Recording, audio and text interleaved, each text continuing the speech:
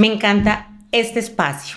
Hace muchos días quería hacer algo así, expresarles mi sensación sobre la medicina y en estos días, hace pocos días, se me ocurrió algo y yo dije, bien, este es el nombre. Más allá de la medicina, ¿cómo quisiera yo que la mayoría de los médicos ejercieran la medicina, ya que a mí me funciona?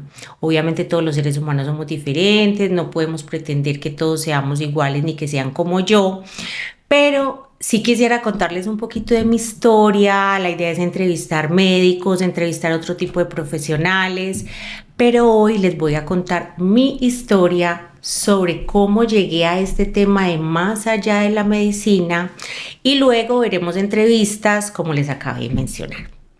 Mi nombre es María Claudia Pérez Piedrahita, soy médica, especialista en medicina estética y antienvejecimiento de la Universidad Complutense de Madrid. Mi pregrado lo hice en la Universidad Pontificia Bolivariana en Medellín, Colombia, y tengo una maestría en epidemiología en la Universidad CES. Esto suena como un montón de títulos, un montón de estudios y sí, pero más allá de los estudios, me he dado cuenta que no es tanto el cartón o lo mucho que sabes, sino hasta dónde te importa el otro como médico, como yo como médica y el otro como ser humano.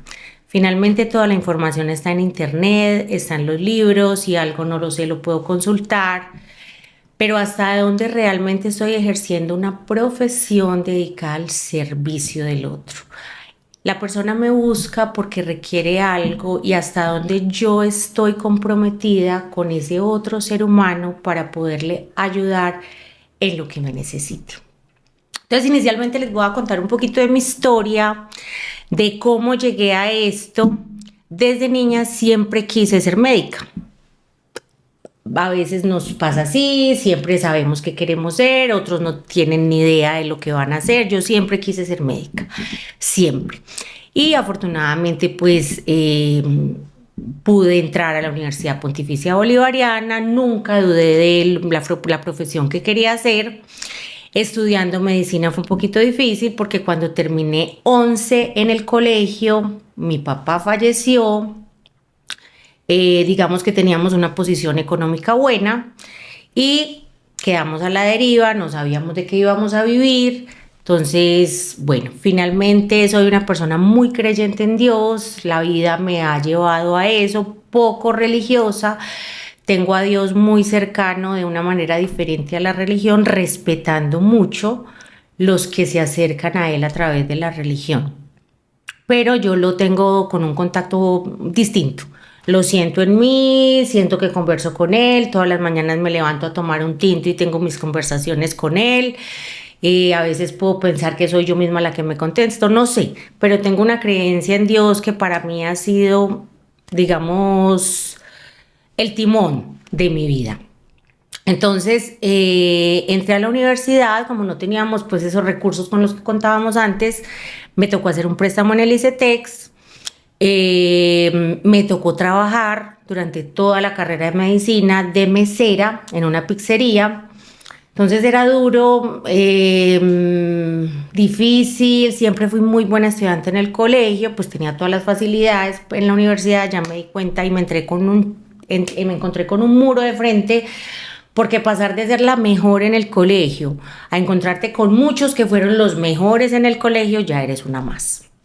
Fuera de eso, mi papá siempre me decía que era la más linda, que era la mejor, y llegué a la universidad y me di cuenta que no era más linda, que no era la más linda, que no era la mejor, que habían muchas otras que eran las más lindas.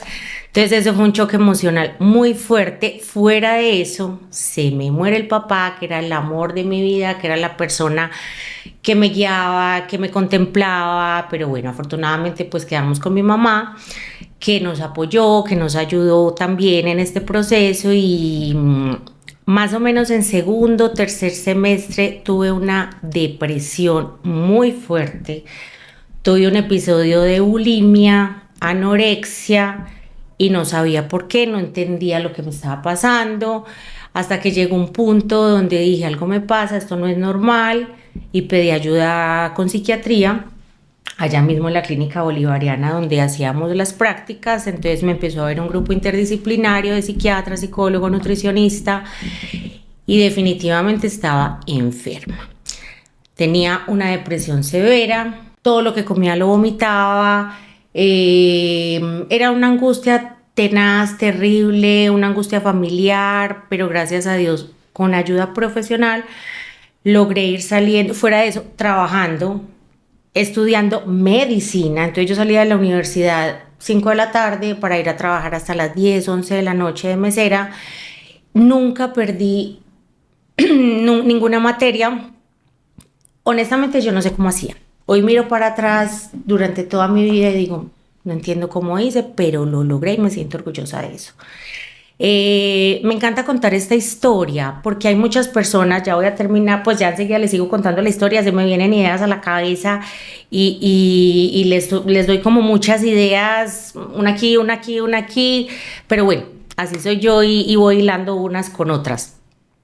¿Por qué me gusta contar esta historia? Porque pueden haber muchas personas que tienen el mundo encima en este momento y que piensan que no van a ser capaces. Y hoy yo miro para atrás y digo, ¿cómo fui capaz? Y me dan como ganas de llorar porque es emocionante uno ver el camino que ha tenido y me siento orgullosa de mí misma. Me siento que puedo ser capaz con todo. Entonces los que están en alguna situación difícil, que tienen 1000 cosas por hacer, que les ha pasado 1000 cosas, yo les diría, tranquilos, nada es permanente.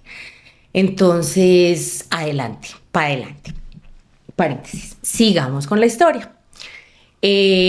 Salí más o menos de esa depresión, digamos que las cosas me importaban más o menos. En la universidad consumía licor de manera desordenada y aún así rendía. Yo no sé cómo hacía, no, digamos que no fui alcohólica, pero sí fue una época de rumba, de desorden. Afortunadamente tuve un grupo de amigas muy importantes para mí que fueron mucho soporte. Terminé medicina y estando trabajando en la pizzería conocí una persona que en ese momento fue mi novio y en el último semestre quedé embarazada de mi hijo mayor, que es Tomás. Actualmente va a cumplir 24 años y en ese momento fue una catástrofe. Fue una catástrofe para mucha gente. Para mí fue un impacto, sin embargo, yo estaba contenta, pero no le veía sentido a la vida. Y cuando Tomás nació, se me fue la depresión. O sea, como les digo, soy muy creyente en Dios y estoy convencida que Tomás vino a este mundo a sanarme y a sacarme de ese hueco donde estaba. Se me acabó la depresión, le encontré sentido a la vida.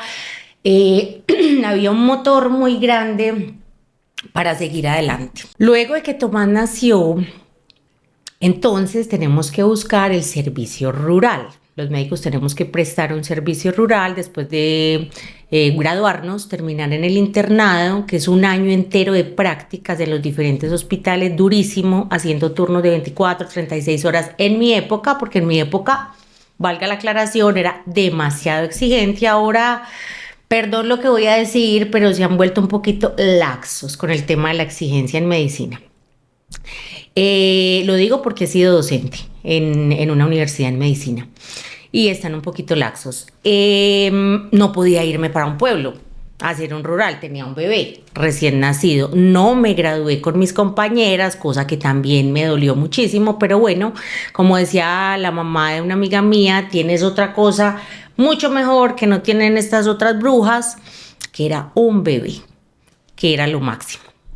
Entonces, afortunadamente conseguí rural en Medellín, en una clínica en Medellín, hice el rural ahí, ok, empecé a trabajar. Siempre, desde que empecé medicina, quise ser ginecobstetra. ¿Qué es ginecobstetra? Atender partos, cesáreas, las maternas, pero cuando empecé a hacer turnos de noche dije, wow, no quiero hacer turnos, no quiero hacer más turnos. Durísimo, quiero tener una vida que me permita compartir con mi familia, con mis hijos, entonces me enfoqué más por la dermatología. Terminé mi año rural, Cuando Tomás tenía 5 meses, como me alivié, entonces me di cuenta que el papá de Tomás no era la persona con la que quería estar.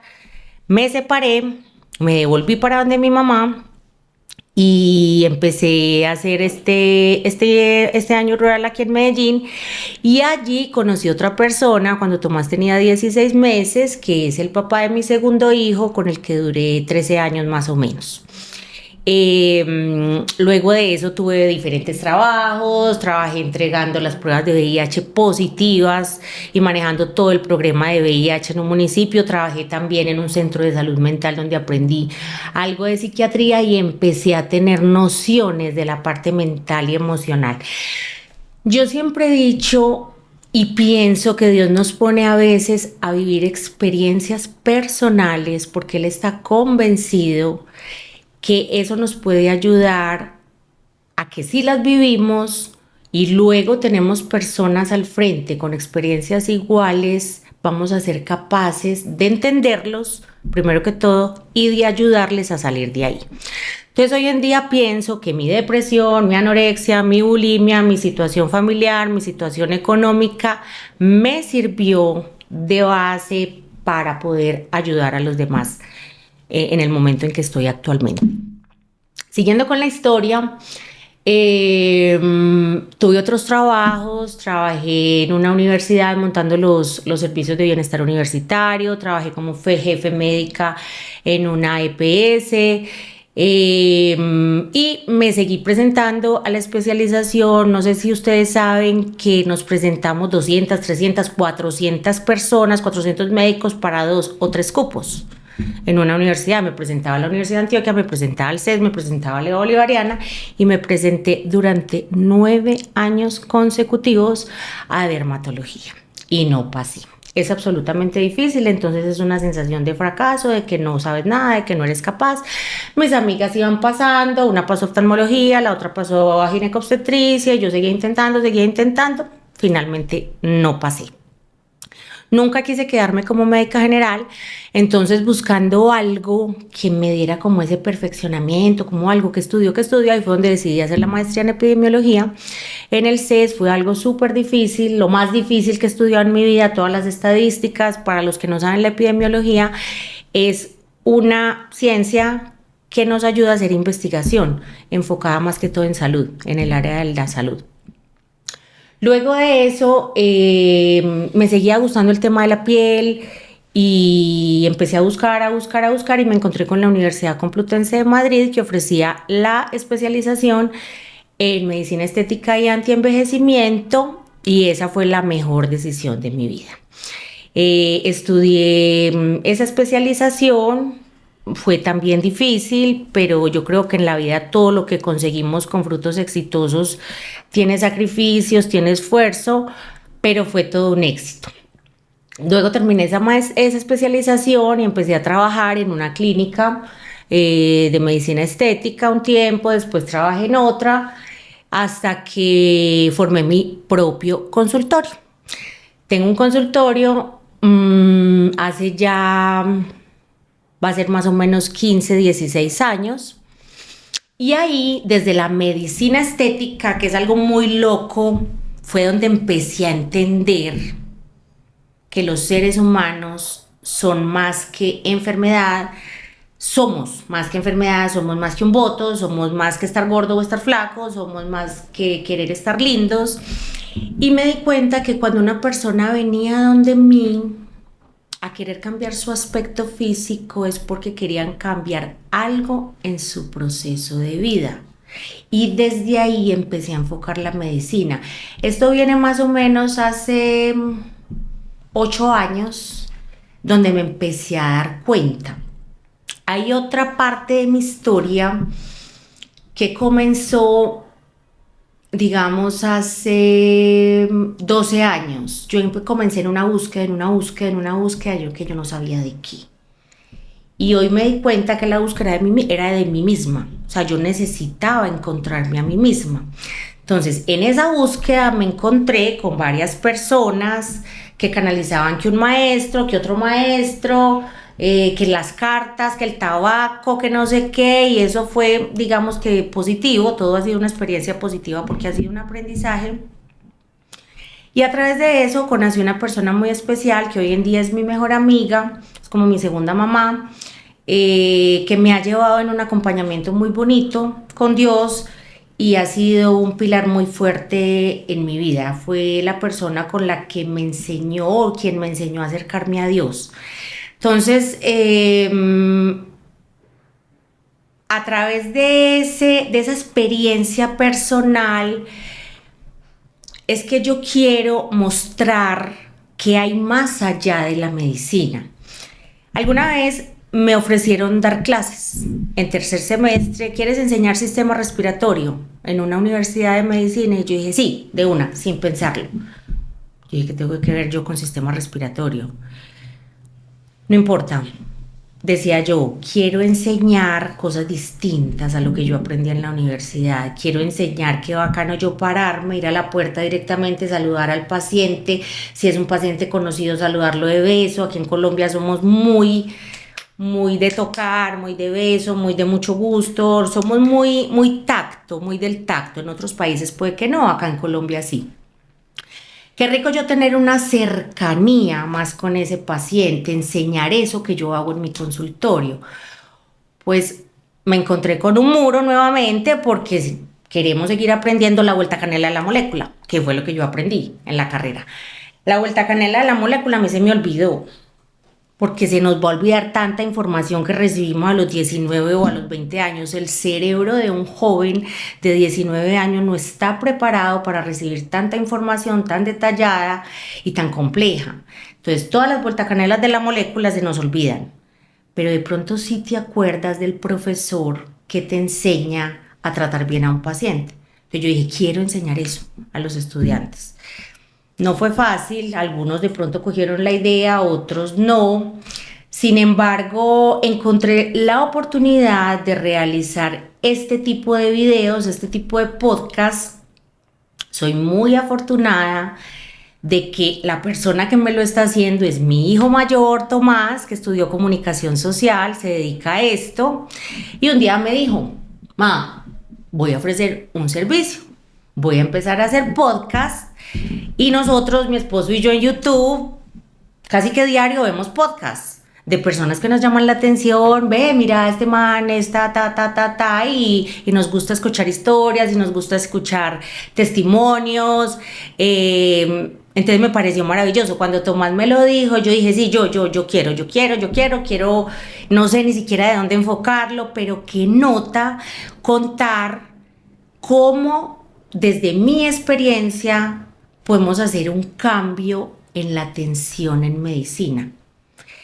Obviamente desde experiencias personales. Entonces la idea es, inicialmente les cuento mi historia, pero podríamos traer médicos que apliquen la medicina desde el punto de vista que yo lo hago, otros que simplemente son ciencia, que para todo mandan ibuprofeno y acetaminofén, como muchos dicen, pero es su punto de vista y es respetable. Entonces me parece interesante que hay más allá de la medicina. Quiero que conozcan cómo es la vida de los profesionales, cómo es nuestra vida, cómo es nuestra cotidianidad. No somos Dios, porque cuando tú te alivias, es gracias a Dios. Pero si no mejoras, es culpa del médico. Lastimosamente hoy los médicos tenemos, digamos, una posición no como antes, ha bajado mucho. Muchas personas detestan los médicos, empezando por mi esposo, que detesta a los médicos, y él lo dice. Permiso, yo tomo agüita.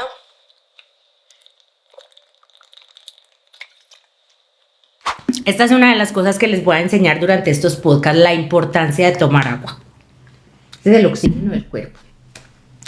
Entonces, la idea es esa. La idea es contar cosas que yo hablo todos los días con los pacientes o que los médicos hablan todos los días con los pacientes, que sea una cosa amena.